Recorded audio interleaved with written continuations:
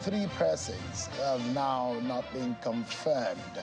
One from Taraba, one from Kaduna, and the other from Delta State. And these three, one of them from Delta, Stella Okotete, has come out to say, look, these are my certificates from all the institutions that I've attended. And she has instructed our lawyers to write to all of these institutions to verify certificates, which is one of those stories on our political roundup earlier. So Babatunde Ogala, the lawyers there are the ones that are writing to the institutions. Of course, the former governor of Kaduna State is also one of them, and the Senate has not confirmed the three of them.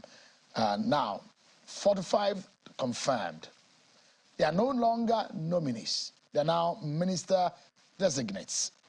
Now, what then happens afterwards, you'll be asking in your mind. Now, we've gone through almost 9 days of scrutinizing these persons. Whether or not the Senate did well, there are a lot of punch here and there, or some of knocks here and there for the Senate on what they did and what they did not do. And those who, of course, who have praised them, that their colleagues in the lower chamber had gone on recess, and some of them enjoying themselves in some islands and, you know, having a good time with their families. But they have decided to stay back and do the national duty, which they have been elected to do. For that, some people have given them some clap. Now, the main business now has now been given to the executive. The names have been transmitted back to the president, those who have been confirmed. What is next is an inauguration of these 45. They will swear an oath of office, oath of allegiance, and they will be properly inaugurated, and their portfolios are going to be allotted to them tonight. Our two gentlemen, one has a huge understanding of governance and how he sat in some of these cabinet meetings. He's a former special advisor to a former vice president. Mr. Laolu Akande joins us here. It's good to have you back, Mr. Akande. Good evening. Thank you for having me. Thank you.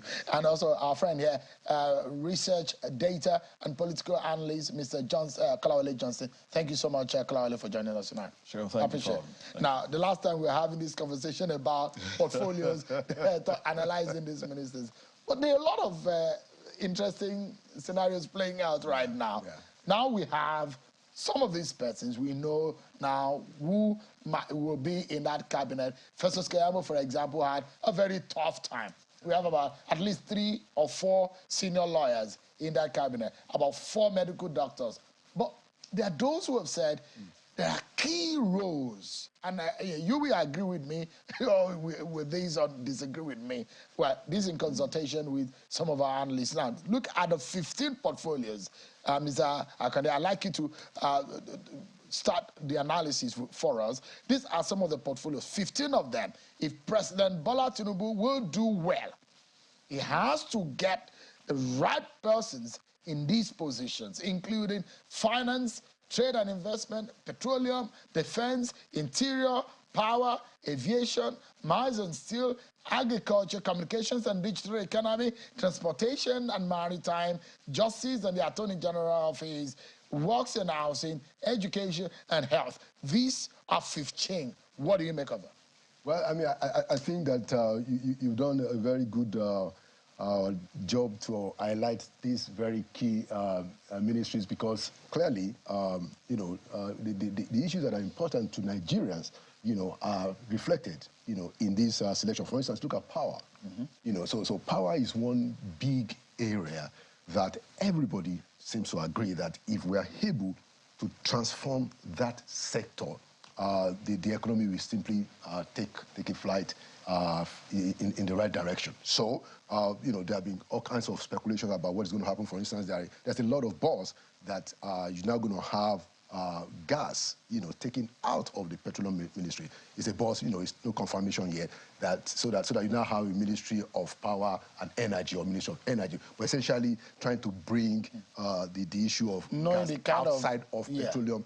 Knowing the kind of person Bola Tinubu is, even when he was in Lagos compared to other states, the nomenclatures of some of the ministries in Lagos are totally different. Yeah. But we are also hearing that some of these ministries, their titles, their tags, and the nomenclatures might change. Is that right? I've also heard that, and we've also heard that it's also possible that some of the bigger ministries might also be split. But again, I think it's best to wait for the official confirmation of exactly what it's going to be. But I think to your point, anyone who is trying to take a fresh look at some of the challenges might actually have the option of redesignating and rearranging and restructuring some of these ministries in order to deliver results. And the idea of bringing gas together with power, I think, is something that might actually be helpful.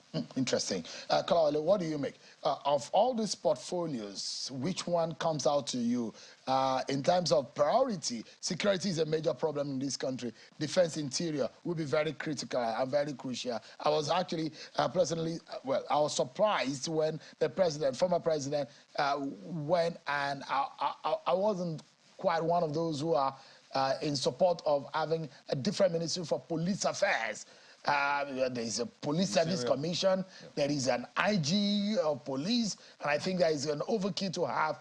I mean, that those who have that school of thought that it's an overkill to have a ministry of police affairs. You have a ministry of interior, you have a ministry of defense.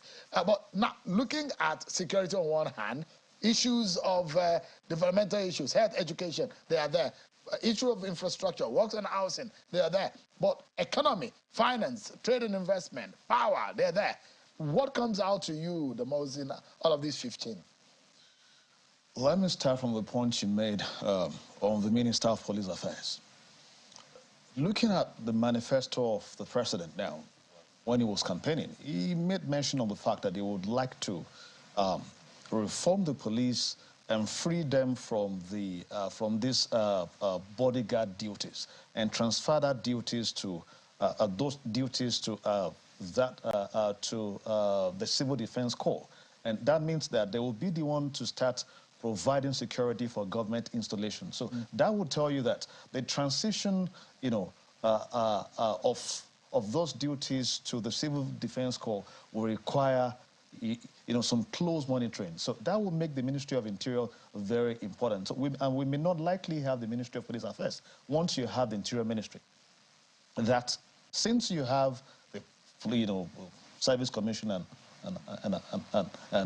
all that. But let's look at the entire those you've listed. 15 of them. Yes. For me, I think the same way we were trying to analyze Buhari from his three key areas: economy, security, anti-corruption.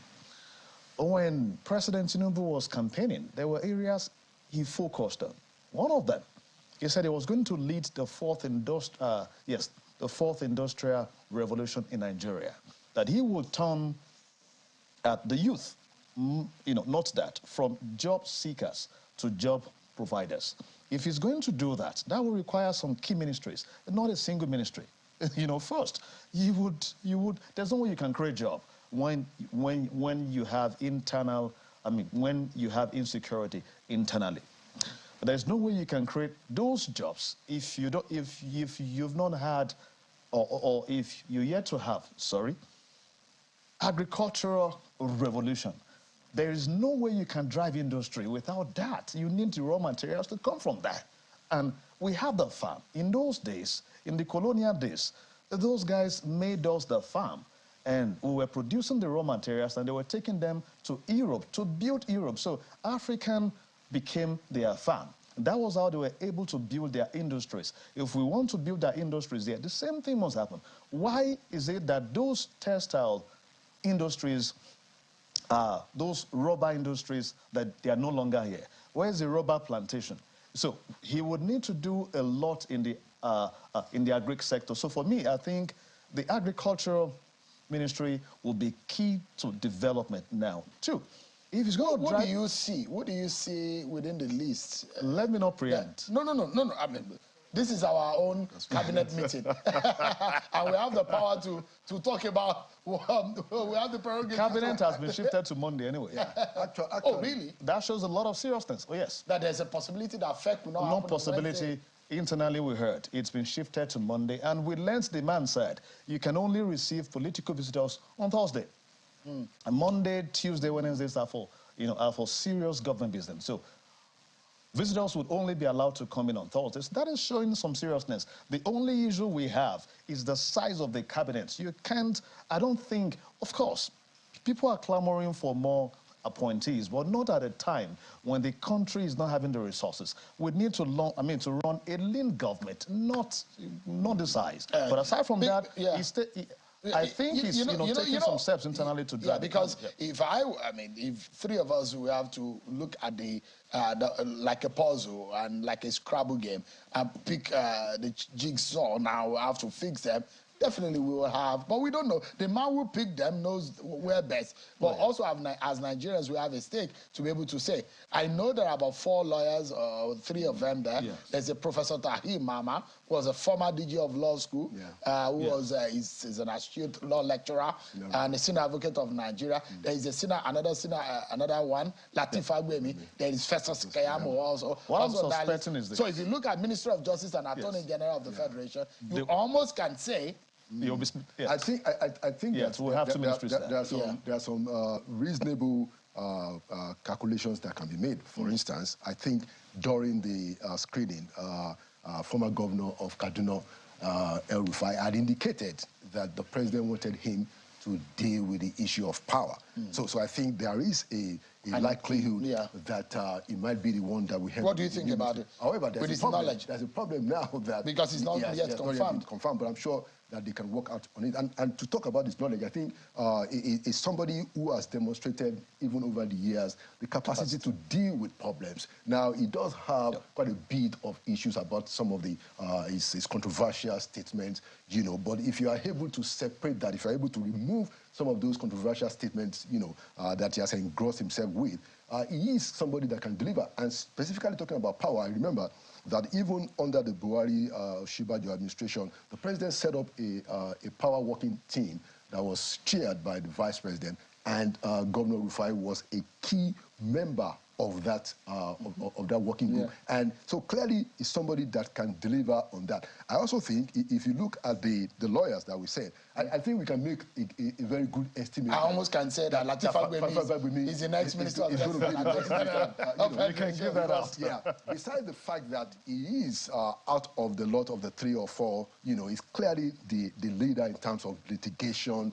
even in terms of reputation, and somebody that is not as political, not exposed. Somebody that you can think that, okay, people can build credibility. And he has spoken so much about reforms. Where we've seen a lot of reforms in the justice sector was your former principal, Yemi Osinbajo, in Lagos. Who had, Lagos in legal practice in Nigeria, in the public sector, Lagos has always taken the lead. Hakcha, every other state, federal government even took after Lagos state government's template and all of that. Virtually all the states. But if you heard and listened to Latif Agbemi, SAN, who interestingly is from one of the best states in Nigeria, and I like that. I don't know why you guys are your state. That's your state. You know where? You know his state. I know. Google his state. And interestingly, he spoke about reforms of that sector. But again, gentlemen, I see quite a number of young minds in this formation that Bola Tinubu has put forward. You have the likes of Bosun Tijani. He had a torrid time. He had a very tough time. You have the likes of, and it's clear what a Bosun Tijani or a Lola John would be based on their experience, and those are their expertise. Bosun Tijani, I'm almost assuming that he's going to digital economy, and and that's almost splits the ministry. Yes. Yeah. Communication one, then two. Yeah, and that's one area that we can have a lot of employment and a lot of activity going. Yes, I was going there. Yeah. So you see the likes of Better Edu. Who is also a young person, Hanatu Musawa, another young person. You see the Olubunmi Tunji Ojo from Ondo State, who's a 2-time member of the House of... If you look at the young man's CV, you know that this guy can fit into several areas. Petroleum is being the House Chair on NDDC. Digital economy, it can be there. Transportation, it can be there. Tunji Alausa is a medical doctor. Ali Pate is a... Gentlemen, there are young minds in this formation. What comes to your mind the most, Karoli, about these young persons? Yeah. What I see is a president that is making deliberate effort to bring the youth into the system. First, in those days, you can't become anything in this, I mean, at this level. They'll probably ask you where you're coming from. So the man is identifying the young brains without retiring the old. And I'm seeing these as a clear opportunity for the youth, not just to bring something different to the table.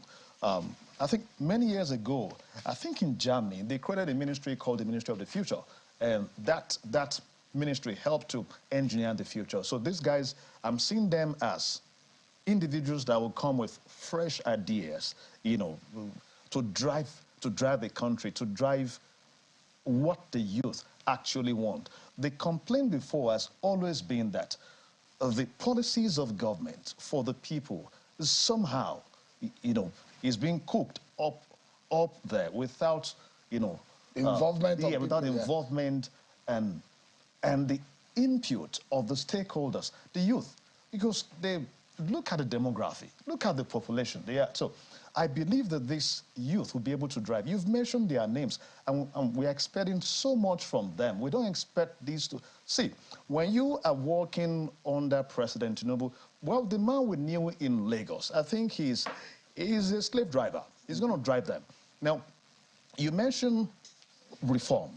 It depends on who is leading and what he wants. In Lagos State, he said, come, I want who can drive reform in this area. He mentioned the areas he wanted to reform. So he was headhunting those who can drive those specific reforms. So apparently he has also sat down to create those areas he wants to reform. And he has gone out to headhunt these guys. So let's see what they bring on board. Most importantly, I want to see the policy documents and the work plan, because the work plan will contain what you want to do, the time frame, who is going to drive it, you know, the time of when are we going to evaluate? Is it quarterly? All of these will come to play. So irrespective of who he's putting in places, I'm expecting to, I'm waiting for the policy document. That's not the manifesto you did before the election. Now you have the realities.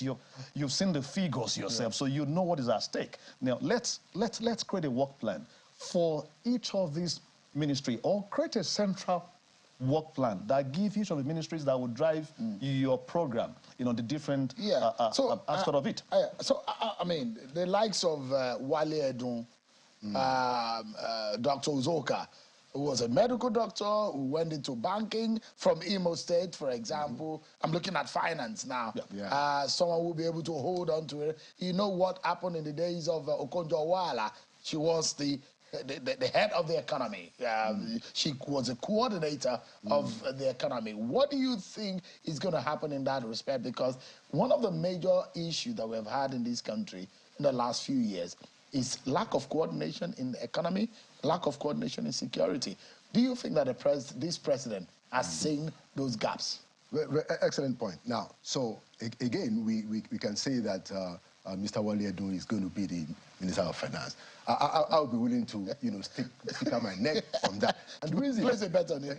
I'll be willing to easily say that. Anyone will do that. And the reason is not just because he was the finance commissioner when Asiwaju Bola Tinubu was governor in Lagos State, but if you look at his antecedents, most people don't know that he's actually a co-founder of Stanbic and Stanbic IBTC. Yes, you know, I mean, so he's a thoroughgoing economist, a very serious gentleman, hands-on, understands the issue, a practitioner, you know. So I think he's not yet 60, is he?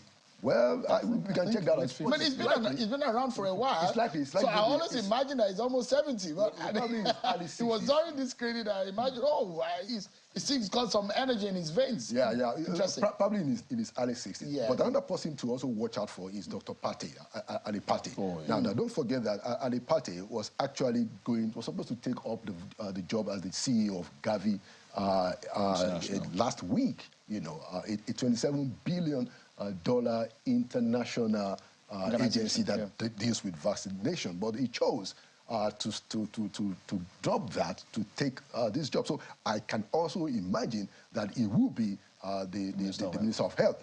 And talking about capacity, I mean, Pate is somebody that... he's been there before. He's been in the cabinet. He was Minister of State before, but clearly he's also somebody that understands the issues, in terms of public health, looking at what he has done. Gentlemen, we need to go now. Let me get your final thought. 30 seconds and 30 seconds. What do you make of the possibility of what we're going to see in the coming days about this cabinet? Well, any surprises? I don't think there will be anything so, too special. However, I think we should be looking forward to El Rufai coming on board. I mean, that guy is competent. We can leave sentiment apart. Now he's under a boss that is going to, of course, he will condition him and take away his excesses. We need that kind of man on board. Okay, my final point is that just for public interest too, there are 3 factors that will influence who gets what portfolio. The job itself, so you're looking at competence, the politics, balancing. But there's a very third important factor that we don't pay attention to, is the buzz around the president. There have been several times that situations are determined at the last minute by who has the ears of the president. So these are the 3 factors to look at. Yeah. The job, the politics, and the buzz around the president. Sorry, if I may add, we need to ensure that the office of the SGF functions properly. That should be the engine room to drive government progress. It's actually, I mean, administrative-wise, evaluation is that office that coordinates the ministers, and it's supposed to be evaluation and put in place the KPIs to measure performances across board, quarterly. Let's not have this waiting for the whole year again before you go to the National Assembly, to start giving your performance of last year. No. Gentlemen, thank you so much. Thank you so much. What an interesting moment that I have with both of you. Kalawale Johnson, data political analyst, thank you so much. Lalo Akade, thank you to see you. Thanks so much for coming, and it's good to see you with a lovely white beard. Thank you so much.